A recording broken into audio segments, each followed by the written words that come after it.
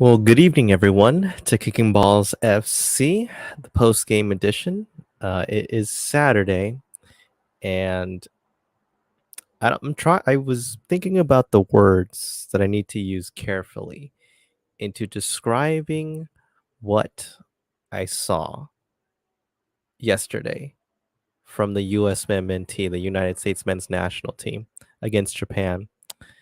And I guess to sum it up, embarrassing, dreadful, horrific, uninspired, gut wrenching, sickening,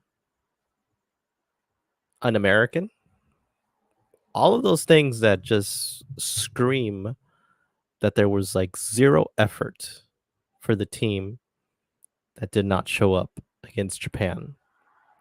And look, credit to Japan. They're a very good team. And I said that at the very beginning of the game that Japan are famous for their technicality, that it wasn't going to be an easy game, right? And this was going to be at least a test for the United States to see how they would do against other opponents from different confederations. But it is tough. But give me one sec. Let me come back right now.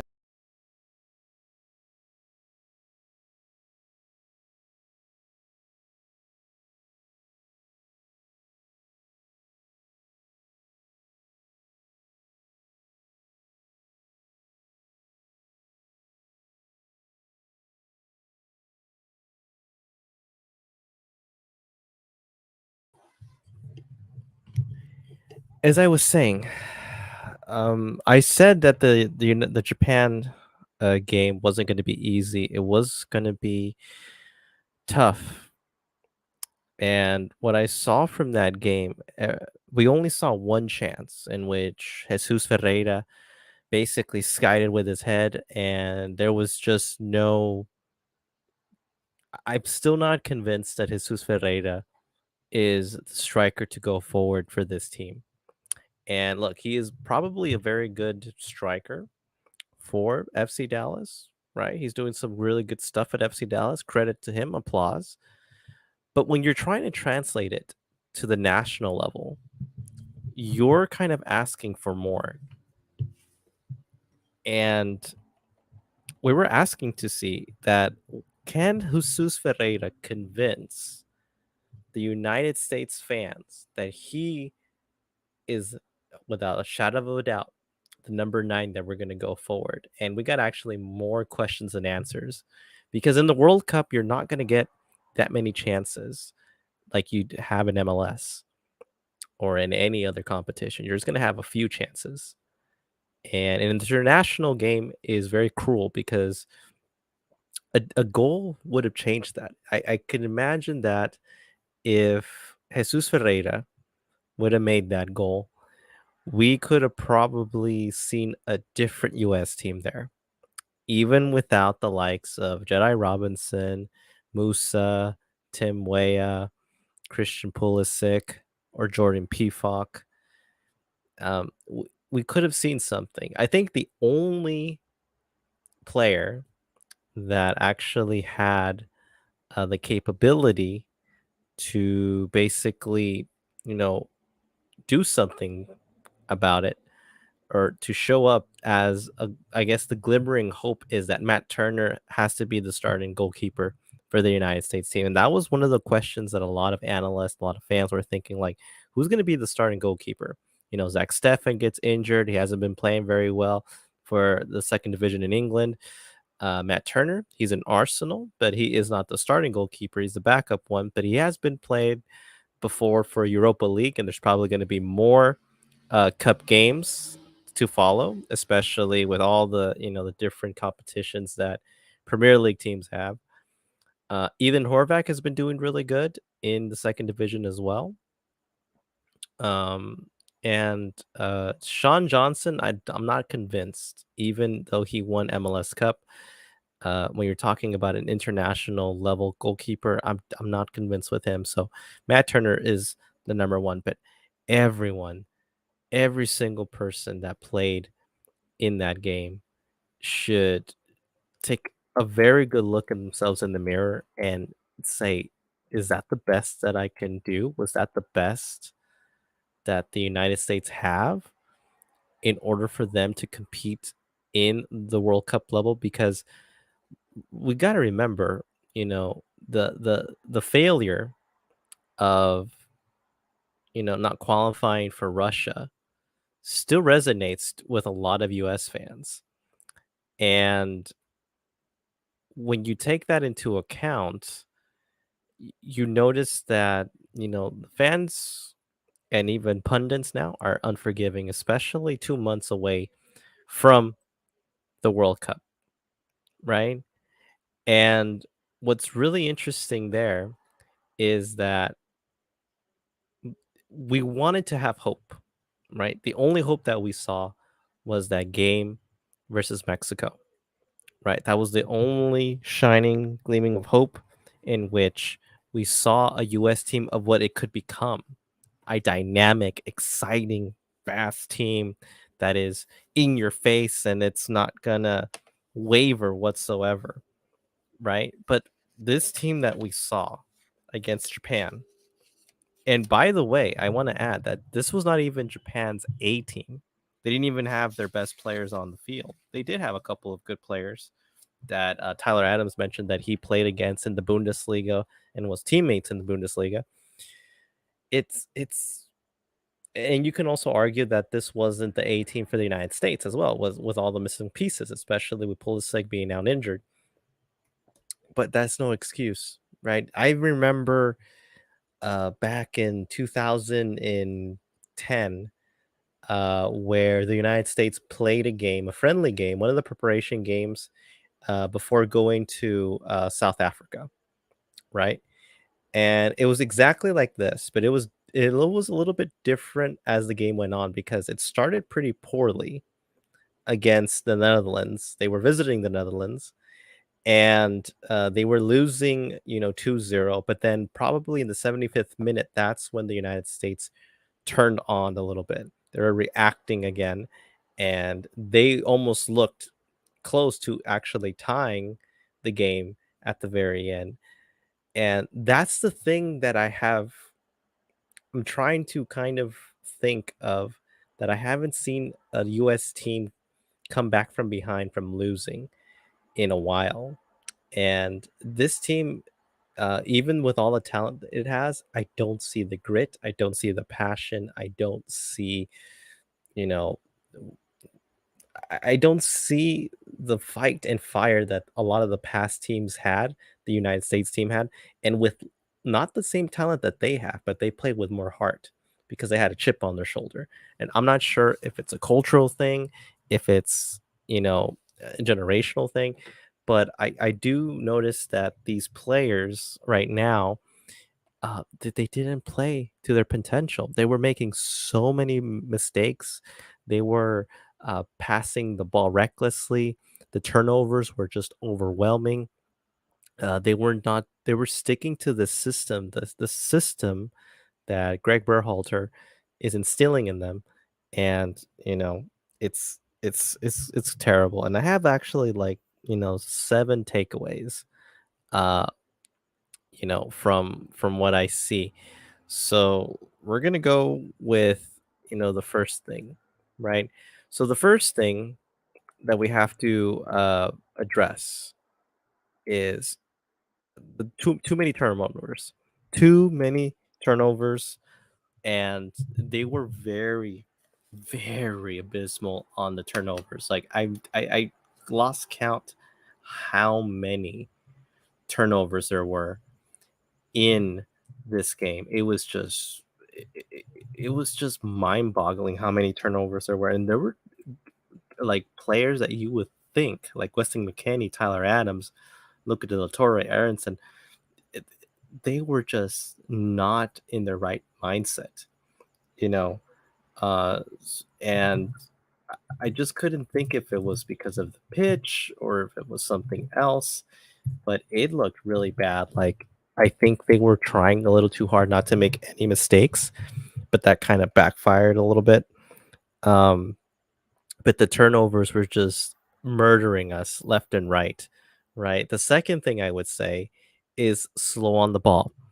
We've heard it many times before that when you're playing the international game, especially with international friendlies or any competitions, um, uh, it you have to release the ball quickly and you have to think quickly because the game is that much faster, and it's not gonna be a pleasant time for you, uh, you know, to like slow down the play. Like you could slow it down, but when you have the ball, you kind of have to be quick about it because you're going to have international caliber players that they know how to release the ball. The Japan, you could say that they were technically sound. They were well coached.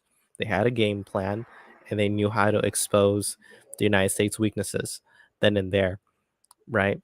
The next thing I would say is that the CP bear, the pairings, I'm talking the center backs, Long and Zimmerman, they're not it. It is not it. I cannot stress enough, and I don't have any problems of hurting anybody's feelings, especially, Red Bull fans. Like, I don't know what you see with Aaron Long. I don't. I do not see what you see with Aaron Long. Aaron Long had such a disaster of a game. If you go back to the goal that was conceded in the first half, you notice that Aaron Long is way too deep in his own half, and he doesn't notice that there is a second Japanese player like right wide with unmarked, and it's just it was just terrible, and he got actually taken off in the second half. Like, Greg Berhalter, like, you really had to like stink up the game in order for Greg Berhalter to take a yacht out of the game, because that wasn't it. And a lot of people are telling me, no, no, Aaron Long is really good. You just have to give him that opportunity. Well, he's been giving so many opportunities, and I have yet to see a game where he's convincing.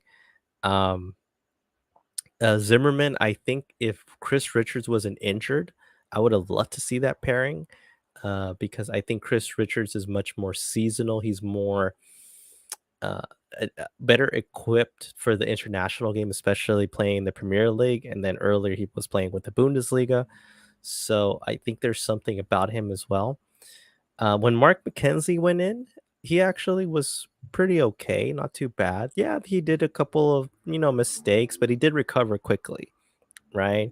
And then EPB, Eric Palmer Brown wasn't that bad either.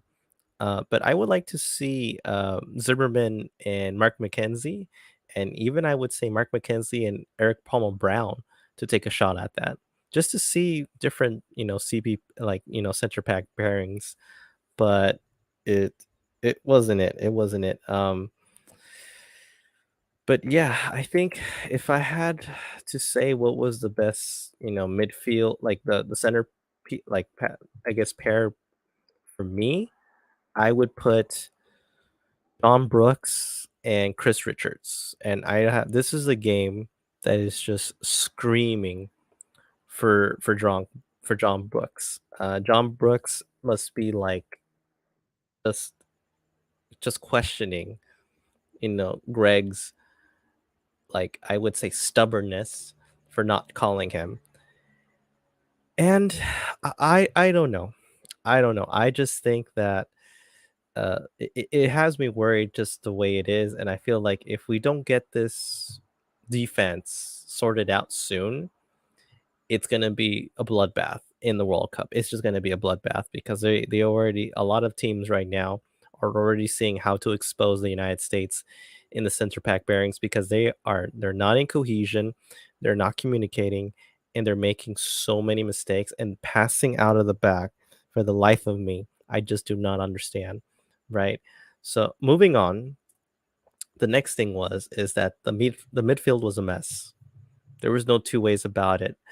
I do not think that Reina should have been a wide player. I think he's more good centrally, just like Aronson. I think Aronson should have had a shot at being centered. McKennie had so many heavy touches. Luca De La Torre was, kind of like a ghost. You didn't see if he was there. Uh, you know, uh, I think like I think Musa, you can kind of see that Musa is an essential for this team. Like we need this type of caliber midfield. And when you don't have that pace, when you don't have that fearlessness, you lose a lot of that because we didn't have pace, we didn't force the issue. We were in our own defensive half most of the time, even if we did have the ball. Because even if we had the ball, it was in our defensive half, not in the Japanese half. And that is really worrisome. So Luca De La Torre didn't do so good. Weston McKennie didn't do so good. Aronson did try a couple of things, but he was getting just kicked around so much. Gio Reyna, I think he did that one good pass to Serginho Dest, but then we already know that Jesus Ferreira kind of skied it.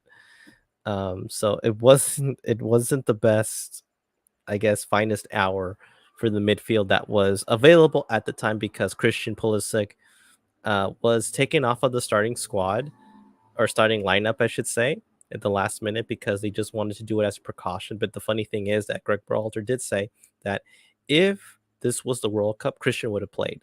Somehow they would have played, but they wanted to be very careful with him.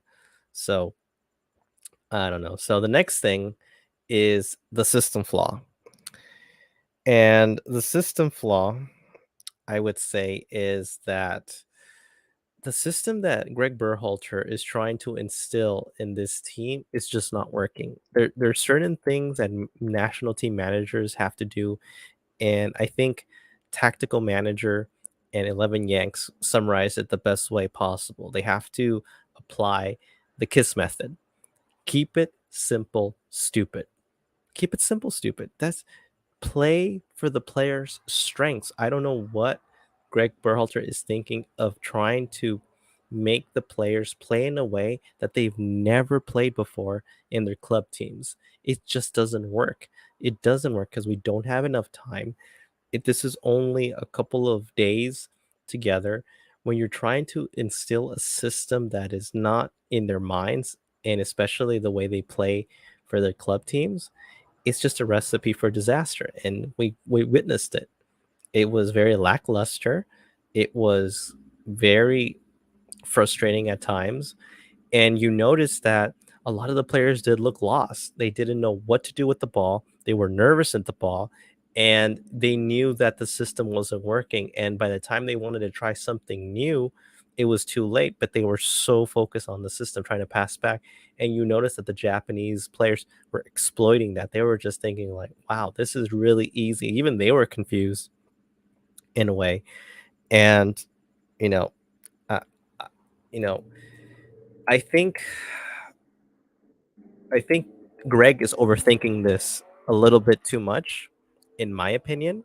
I just think that he needs to keep it simple, play to the player's strength, put them in their natural positions that they have in club, and I would even say, put the 4-4-2 kind of have two strikers on top because the one striker that he's trying to implement is just not working whatsoever. Jesus was basically on in an island by himself, and you notice he only had that one moment and he blew it. There was nothing he could do. And that was just screaming for PFOC. PFOC must be thinking like, how am I not in this team? This team needs a little spark.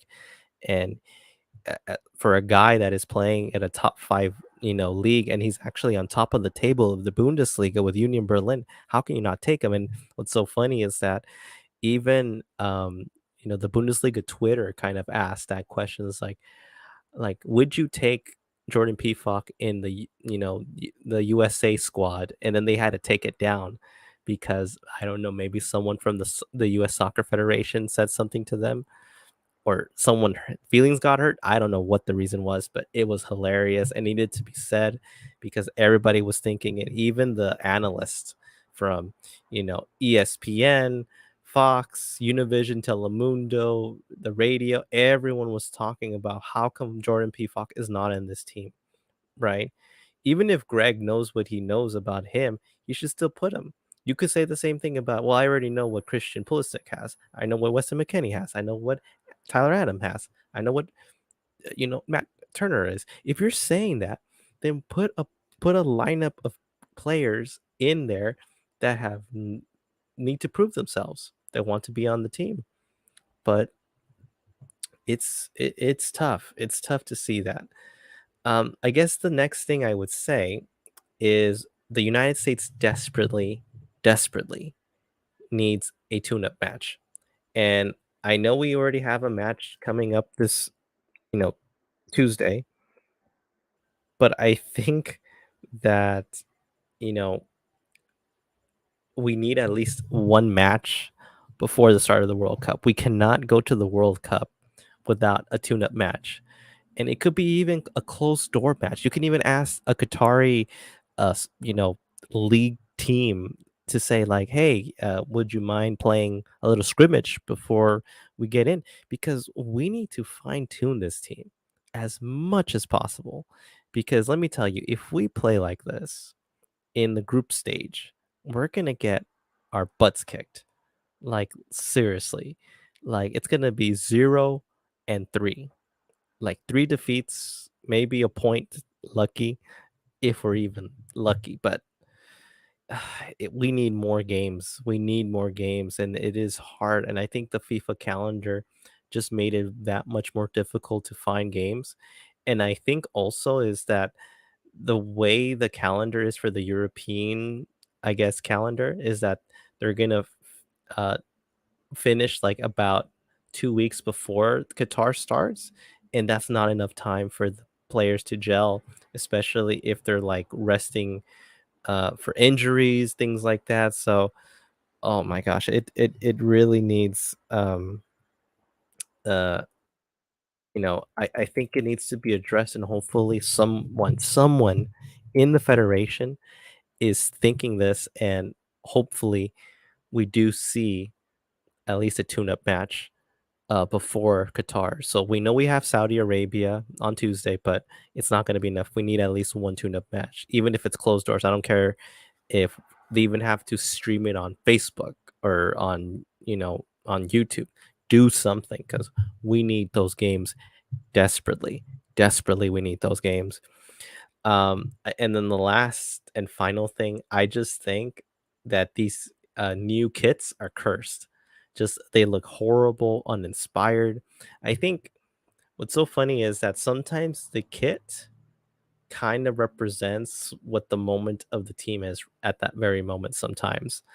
And when everybody was talking about how horrible the kits were, how Nike is sabotaging, the United States soccer team, it resonates. And you see that right now. We played our first game with the new kits and we lost.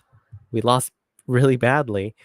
And what's really hilarious is that I can't remember a time where the United States presented their new kits and they won them. They've always lost. And I know a lot of like pundits are saying, well, this is just for warm up. We're trying new things, right? And usually it's not an indication of because you played really badly on a friendly, it's going to translate to the World Cup game. The World Cup game could be completely different. Sure, you can have that argument, but I can also counter argue and say that you do need momentum. You do need a little spark, and this is not it, right? But it is tough. It is tough. It is tough. It's just so shameful just to see how, things just went south with, the tactics, with the personnel. I guess the one thing that I kind of mad about is that Greg Berhalter says this team needed a little bit more personality. And I'm like, personality? It's like, what the hell are you talking about? Personality? No, this game needed not just personality, it needed tactics, it needed change of mentality, it needed focus, it needed balls, it needed this grit, never say die attitude. It needed so many things. And you know what else it needed? It needed an actual coach. And I don't think Berhalter is the coach for this team. He's a good recruiter. I won't say that he's not. He got Serginho Dest. He got, Musa. He got Malik Tillman. But other than that, I don't think he's a good coach. I don't think so. And I hope that after this is all said and done, he doesn't get an extension. And I hope that the United States Soccer Federation does its best to find a caliber coach. No more of this MLS bias BS, because the MLS coach doesn't know the international game. I'm sorry, they just don't. They don't. They stick to a system, and they're too stubborn to leave it. And I don't see any manager that could do that, right, in MLS right now. And I know I've heard like rumors of, Curtin from the Philadelphia Union could be one person that could, elevate this team. Another one is the coach from Seattle Sounders, Schmetzer, I believe his name. And I think another manager from MLS. Oh, well, not from MLS, but they kind of want Jesse Marsh to be the coach since he's already has experience in Europe, which I don't think is bad, right? But I think sometimes you do gain something from a foreign coach because they can instill a new type of philosophy without changing it too much, and improves the game, right? We've seen it happen countless times with other national teams. And I just think that we just have to give it the shot, and we have to let the coach allowed to criticize when there's fair criticism, right? So yeah, and like I don't know. I think that we just have to hope that when they have to play Saudi Arabia next Tuesday, there needs to be so much changes. There needs to be a better mentality, personality, tactics, grit, aggressiveness, attack mentality, and just the never say die attitude. Because what I saw on Friday was just horrible, abysmal, embarrassing, to say the least. I've never been more frustrated at a team that I saw that. Like, they totally forgot all the hard work that was put into to make sure that we get back to the World Cup. Because if you're going to the World Cup and you know that you're outmatched, you might as well just put a bunch of U23s in the camp that are playing in Europe, that are going to be the future of the team next World Cup when they host it, right? Um, but sometimes, it's just, frustrating, right? But for Saudi Arabia, I think for me, the formation that they should just do the 4-4-2, try it at best, and then try different formations if things don't work your way. I think I would like to have this the center back pairings. I would like to have Zimmerman with McKenzie, or McKenzie with EPB, Eric Palmer Brown, Dest, and then as fullbacks, Dest, and I would say Joe Scally as well. Joe Scally totally deserves a shot. And then for the midfield, I would try to put Aronson in the middle, Weston McKennie, uh, Tyler Adams. Then I would also try to put maybe another team player that could maybe become a winger. Maybe you could put Josh Sargent as a winger because he knows how to play that, even though that's not his strength, but he can slide in as a striker. And then even put Ricardo Pepi, see what he can do. Maybe he can get his groove back and score a good goal like he did against Honduras in Jamaica, right? And then he made that goal for his Dutch team. So those are the things that I'm looking for, because look, these are some of the results we've seen so far from the teams that we have to play against in our group. So the first one, Wales, they lost against Belgium 2-1. Belgium was mostly in control, right? But they let that goal slip by. But you have to remember that Wales will punish you, especially if the center back pairings are not communicative, and if you give those back like really bad passes as well. So what I would say is, they got to clean up the defense and figure out who's going to be playing in that center back position. right? Because we already know what our fullbacks will be. We already know it's going to be Jedi Robinson and Serginho Dest, right? As fullbacks. Um, so but Wales hasn't been playing so well as well. So there is an opportunity to beat them, but you can't beat them like you played like last time against Japan. The next game is uh, you know, England 0 versus Italy 1. So England hasn't scored a goal at all for like the past 400 minutes. So if there was ever a time to beat an England team, this is the time, right? And I just have a feeling that Southgate has to be related with Berhalter somewhere. Maybe they're separated by birth, but I just see some resemblance on their tactics because they think it way too over and they just choose their favorite players, like their guys that they're gonna ride or die for. And they're just gonna say, "Oh well, it's just a bad game, no problem. We're just gonna keep playing them, even though there are better options available."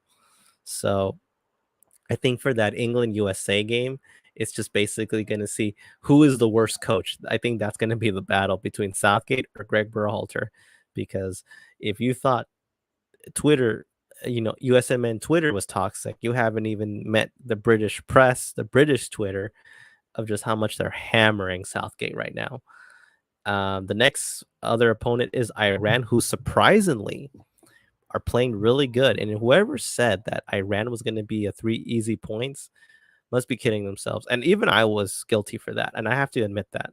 I didn't say it was going to be 3 easy points, but I did say it could be manageable. But the way that Iran plays collectively, defensively, and then they hit those counterattacks, that is what worries me right there because the United States hasn't been able to break low block teams, and that's what worries me.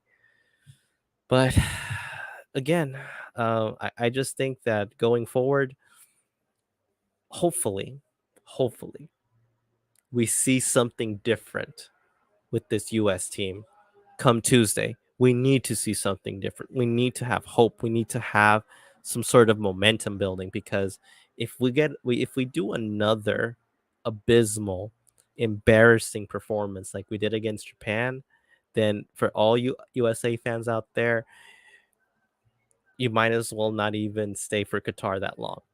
I'm sorry to say because it's just not going to happen. I'm sorry. It's just not because, quality teams will punish you. And we noticed that against Japan. So I hope that, you know, Greg and the players really stay grounded and focus. And I don't know, I don't care which player it is, but they need to fire. They need to lit a fire under their butts, under their asses to make this team click again and to make them you know, excited to be more in your face like we saw in World Cup qualifying. But until then, I just don't know. I don't know if I see anything with this team, but hopefully I am proven wrong and hopefully they wake up for Saudi Arabia and then hopefully maybe in the World Cup they can turn it around because we've seen it many times before where a team isn't convincing in World Cup qualifying, even friendlies, and then they somehow turn it on in the World Cup. Could it happen to the United States? Yeah, it could probably happen, but at the same time, it couldn't. Right? They could probably wake up, but then it's too late, and then you know, bye bye. Round of 16. But all I'm saying is that the U.S. fans have been waiting 8 years for this moment, but yet we haven't been able to put on a good consecutive performance, and that's what worries a lot of us. So right now, I'm pushing the panic button right now for the United States, and maybe it's premature for me, but I have no other choice but to do that. So again, um, that is going to be it for my analysis, and I will do another post game analysis for Saudi Arabia versus the United States. I won't be able to do a live watch along, unfortunately, because I'm probably going to be at work because it's going to be played probably like around 11 o'clock in the morning in Pacific time. So I'll probably be at work. So I'll probably get the latest info and notifications on my phone, and then I get a better analysis of what to look for. And also, I'm going to be recording it from my DVR, so I'll have a chance to see the full game, analyze what I see, and go from there, right? So again, guys, thank you so much for joining me on this Kicking Balls FC live reaction of the analysis of the United States versus Japan, and to see what comes next. All right, guys. So again, thank you so much for joining me, and I hope you guys have a good night. And I'll see you guys soon, and hopefully the United States can turn it around the next game. All right, guys. Peace out.